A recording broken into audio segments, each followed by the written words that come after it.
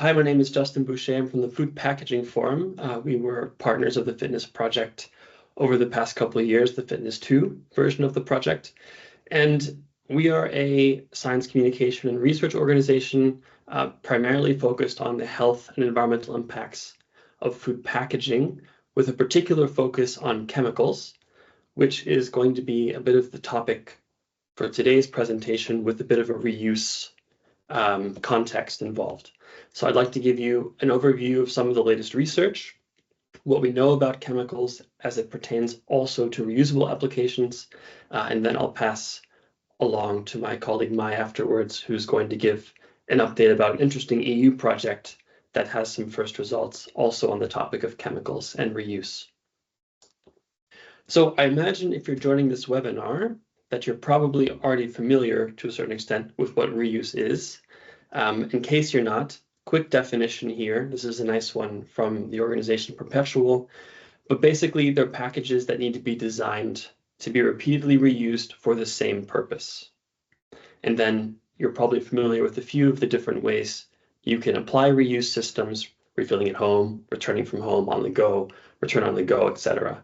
And there's lots of good information that gives more background about these systems and the pros and cons of each, and the kind of infrastructure you need to be successful with them. Why implement reuse? I imagine you're probably also familiar with this question, but in case not, a quick reminder that following the waste hierarchy, reuse is number 2. First, we try to prevent and reduce the amount of packaging that we need. We need to make sure the packaging we use is actually essential. If we can't prevent it or reduce it, then we need to make sure it's reused first. And then recycling is only a resort after the first two, prevent, reduce, and reuse, aren't an option for that application. And right now, especially in Europe, also in North America, there's a huge focus on trying to scale up reuse systems, which requires a lot of effort from both the regulatory side and lots of different stakeholders to make it possible. We have lots of infrastructure that needs to be built. And these are some of the most common criteria that come up in discussions. Reuse systems are benchmarking themselves against CO2 emissions, trying to reach the break-even points that we know they can reach to show that they can have a benefit over their single-use alternative once they're reused a certain number of times. Water use is always a topic. We're concerned about the amount of water required to do the washing that's necessary to make reuse systems work. Of course, the energy, and then of course we have lots of infrastructure that needs to be developed in order to make reuse feasible. What's not often being talked about, and we hear very little about, and people come to us with many questions once they realize there's a topic to discuss, is chemicals. The hazardous chemicals that can be in reuse applications just as they can be in single-use applications, and the fact that they migrate into the food that they then package.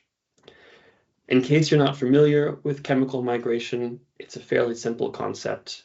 It's that these materials, many of them are what we call non-inert.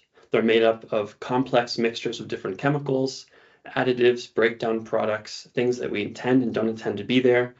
And when they come into contact with food, the chemicals in the material can move into the food itself. And then the consumer, of course, eats the food, and that's in a direct exposure pathway to chemicals. And the problem is not just that these are any chemicals we know entering foods, that they're hazardous chemicals that we know can have negative impacts on human and environmental health. From research over the years, we've identified a clear set of factors that often influence the migration of chemicals into food. And we know that really this migration happens at higher temperature, especially when we are microwaving or heating food in materials that can migrate chemicals. When food is stored for a long period of time, think about the bottle of soda that you buy in the grocery store. How many weeks or potentially months has that soda been sitting in that container, which provides time for the chemicals to migrate as well? Foods that are fatty or acidic often promote the migration of certain fat-soluble chemicals into the food, and then also small packaging sizes. So now we have more and more of these mini micro, for example, juice shots or ginger shots that you can buy at the store. And there's such a small volume of food compared to the surface area of packaging, and this relatively increases the amount of chemicals that can move into the food in comparison to the packaging size. So that's also a factor. And there's a fact sheet here you can download with the QR code that provides a bit more overview of this kind of topic of chemical migration and the factors that influence it. We do know that there's one important factor that can help to manage or to limit the amount of chemical migration into food, and that is considering the inertness of the material that we choose to use for food packaging. So packaging materials themselves differ a lot chemically, and we like to talk about the ones that are more inert and less inert when talking about chemical safety. For example, glass and uncoated metal, specifically stainless steel, are relatively simple materials with very few ingredients. And when you make these materials, the chemical structure of them is really fixed. There's not much movement of the material over time. It's very, very, very stable. This is kind of the opposite case to very complex materials such as plastics and paper and cardboard that require lots of different ingredients to make.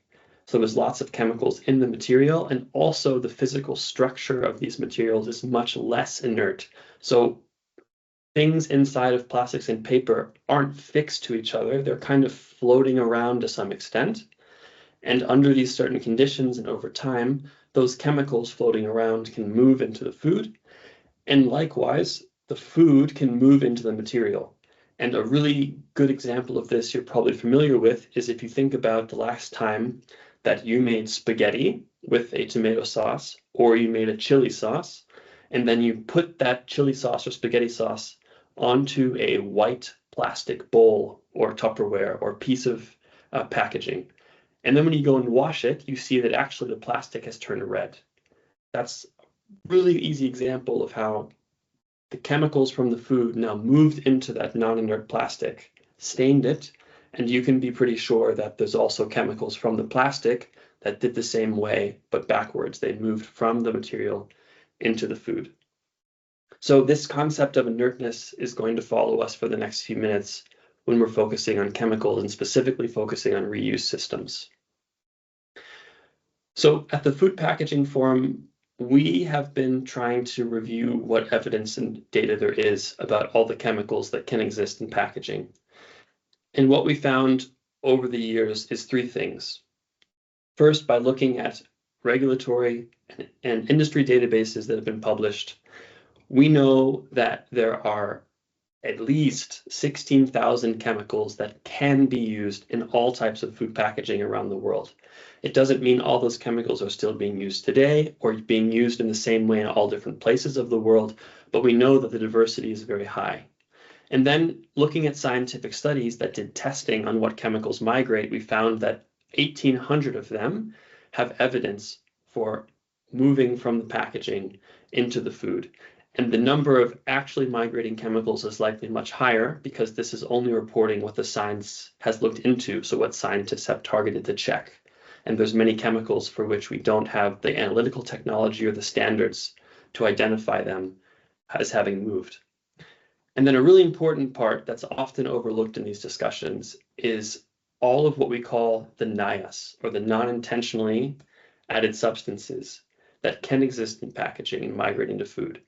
And these are things that end up in the material, but we didn't want to be there. Think about breakdown products. A lot of these complex materials involve complex chemical reactions, and over time, those chemicals in the materials change and break down as they're exposed to UV rays from the sun, or heat, or long periods of time, or abrasion. Chemicals in packaging can change and end up there that we didn't expect.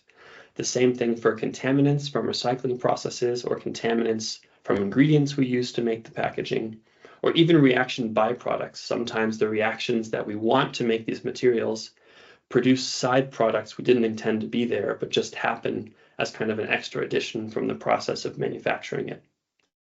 So there's estimates that upwards of 100,000 different chemicals could be present in packaging of all different types. And this includes a huge data gap. We don't really understand which chemicals are where, because every material can be different, even from different manufacturers making the same material. There's not necessarily a consistency across the materials being made. And also, given the chemical complexity, it makes it really difficult to know exactly what substances are where. All of this data is searchable. We created a few databases where you can scroll through what data has been published on migration from packaging into food, and also on what's been detected by material type and by reuse or single use, and by searching for chemical names and CAS numbers as well. And you can scan the QR code if you want to dive a bit more and look for something in particular that you're interested in. Something we've been talking about recently and trying to get a better understanding of is, we know that these chemicals are diverse. They can be in packaging. We know that they can migrate into food. We have the evidence. And we assume that because humans are eating that food, that they would also be exposed. But we've never really done an overview of what data to show, if any, that humans are exposed to these food packaging chemicals. So recently we did the same exercise. We went through thousands of scientific published studies to try and see what chemicals do we know are in food packaging that have also been detected in humans. And what we found is that there's just about over 3,600 different food contact chemicals that have been detected in people. And this is done by often governments that have funding to run what we call biomonitoring projects. They measure bodily fluids, such as blood and urine and breast milk. And using different techniques, we can determine what chemicals are actually present in those samples taken from humans. And interestingly, and you'll see it's a bit of a theme, when we look at these complex materials like plastics, we find that a lot of the chemicals detected in people are also present in plastic food packaging.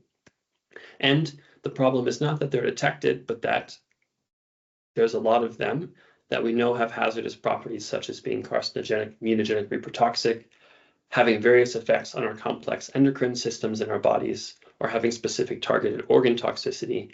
And again, the lack of data is a big issue. Lots of the chemicals that we're finding are present in packaging, and people just don't have testing done on many of the hazardous endpoints we know can exist. So we don't really understand the full extent of what these chemicals might be doing inside of our bodies. And you can scan the QR code here to get an overview of that paper we just published last month, and it got quite some coverage in the media as well. And you can read some summary articles there. So thinking again about material types and inertness, this is where the topic of reuse comes in. And this is a question we often get asked, is what material should I use for a new reuse system if I want to consider chemicals and chemicals of concern that could be in packaging? And we published a study a couple of years ago looking at this based on the data from those databases I showed you. And what we found is that following the EU's own criteria for what they considered hazardous and what should not be in food packaging, comparing it to chemicals that we know are used in different types of production for materials, we find that it's really plastics near the top that has the highest number and diversity of chemicals of concern that can be intentionally used. And this is second to printing inks, which can be used across all types of materials to do the marketing on the very consumer-facing side. And important is to look at the inorganics down here, which represents these more inert, simplified materials such as stainless steel, ceramics, and glass. All of those three combined have a much lower number of chemicals of concern compared to these less inert materials like plastics and paper and board. And also coatings. I think it's important to mention that lots of materials, including metals, can sometimes be coated on the inside. Think about the cans you buy in the grocery store that have tomato sauce or beans. Often you look inside the can and it's not It's not a gray steel color, it's a white color, and that's because it's a resin coating, and those coatings are also non-inert materials that can have higher levels of hazardous substances and also a greater complexity considering NIOS and so on. And you can read this study here that was published a couple of years ago to get an overview of that. We specifically took a look in our data at reusable plastic packaging just to understand what shows up also in reuse. And you have to remember when thinking about reuse systems that the materials used to make reusable packaging are often the exact same or very similar materials used for single-use packaging. We're talking about, in terms of plastics, often the same plastic resins, the same manufacturers making those plastic resins. The difference is often that the material is made to be thicker so that it can withstand being transported around and washing systems and so on. So the reuse application doesn't necessarily change very much the context of chemicals being important to consider. And by looking at the data, we found that same thing. We found that there's 509 food contact chemicals that have been found in repeat foodware made from plastic, and 372 of them were found to migrate from material into food, and that's based on real samples taken off of the market. And you can take a look at this study to get some more details about exactly what was found where, or search our database. But the big picture is that these chemical challenges remain for reuse, just as they have always remained a topic for single-use packaging as well. Also last month, something I want to share quickly, we looked specifically into breast cancer and understanding if there's food contact chemicals of concern that we know are also potential or known breast carcinogens. It's a little shocking to find out that we found 189 that are used in packaging, can be used intentionally, different types of packaging that are potential or confirmed breast carcinogens. 121 of them, we also have evidence that they migrate from packaging into food. This is packaging that's available on the market. And this is really clear opportunity for prevention. If we were to address this, we know that breast cancer has many different influences that contribute to its being developed. But if we know that there's carcinogens or potential carcinogens present in packaging, this is a really clear exposure route that we could take action on. And similar story with what you saw before. We know that it's these complex, less inert materials such as plastics that have the greatest number of these potential and known memory carcinogens that were detected in packaging. And you can download the study to learn more and explore the data regarding exactly what was found. These exposures to hazardous chemicals from packaging, of course, we can expect them to have costs on our health. And estimating the amount of costs is difficult, but we started to try and do it recently. Some expert scientists tried to do this. And this is an example of one study that was published earlier this year that tried to estimate the health costs based on the limited data we have in some extent. And they focused on chemicals in plastics. These are chemicals that are in food packaging, but of course, they're also used in all types of plastics across other applications. And considering all the different uses of these plastic chemicals, the estimated annual health costs in the United States alone, just in the US, was near $250 billion US. So this is a significant amount of money that should be, laid in comparison to the costs of our infrastructure development and the questions about how do we need to invest in systems to make packaging safer. Of course, we need to make changes into our systems that will cost money. We also need to realize that, the alternative is that there are potentially significant health costs that are taking place because of the use of these known hazardous chemicals and these packaging options that we have on the market today. So lots more information about this topic on chemicals and all these different resources and databases have been put together into one of the new learning modules on the FitNESS 2 platform that you can already read today. And there's a QR code here that you can scan to get to it. And it provides all the links and kind of more of the context to explain some of these topics and go more in depth. So if you're interested in this, I would really encourage you to take a closer look there. One other tool I want to highlight to consider is the Understanding Packaging Scorecard. We know that there's lots of governments and businesses that are trying to scale up reuse systems now, and they're really looking at what the options are for them regarding material type. And the UP scorecard is a free and multi-stakeholder developed tool that kind of helps give you a really basic overview of some of these topics. And the goal really is to avoid what we call carbon tunnel vision. So much of the focus right now has been just on comparing and doing LCAs on CO2 emissions, and then just making decisions based on what CO2 emissions come from packaging X versus packaging Y. But we know that packaging has much broader impacts than only CO2 emissions, and that includes chemicals of concern, which is covered in this tool as well. And I recommend you take a look and read about the tool, and you can check it out for free to use it and explore some of the options you're considering.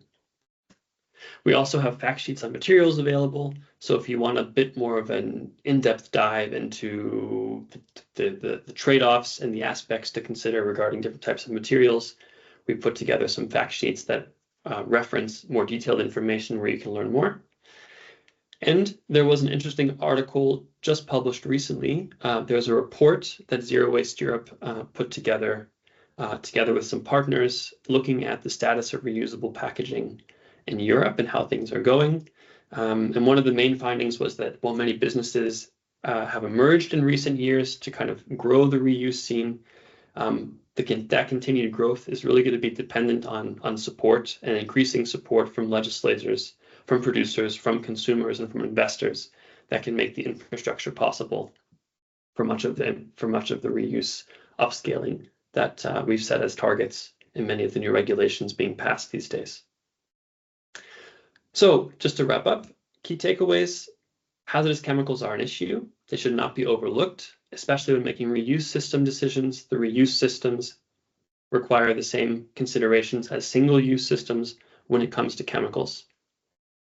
We know that complex, less inert materials like plastics and paper just have higher probability and tendency to release known hazardous chemicals, but also many other chemicals that we're not able to track or test for, and that using inert materials, such as the classic ceramics we have at home or we've used in restaurants for many years, or stainless steel containers or glass, can help to really simplify the area we're talking about from the very beginning and avoid many of those migrations, including NIAS, that are hard to follow. And we know that reuse processes like washing may have an important influence on the release of chemicals, and there's mixed information about this still, and we can't make any statements about which material compared to others, especially the complex, non-inert ones, have higher migration at different time points. But when you are washing these products with detergents, there is evidence that, of course, that kind of washing is going to release not only chemicals, but also microplastics from non-inert materials. And the science is still evolving. So we're going to need thorough testing to make sure all these materials are safe, regardless of their level of inertness. And there's a lot of work that's ongoing in the field right now to look into this and find out ways that we can really do better testing than we're able to do today to ensure the final product that goes on the market is safe. I will leave it there. Thank you for your attention, and I'll pass it on to my colleague, Mai, who will go into a bit more of a recent study that she's been a part of on reuse. Thanks.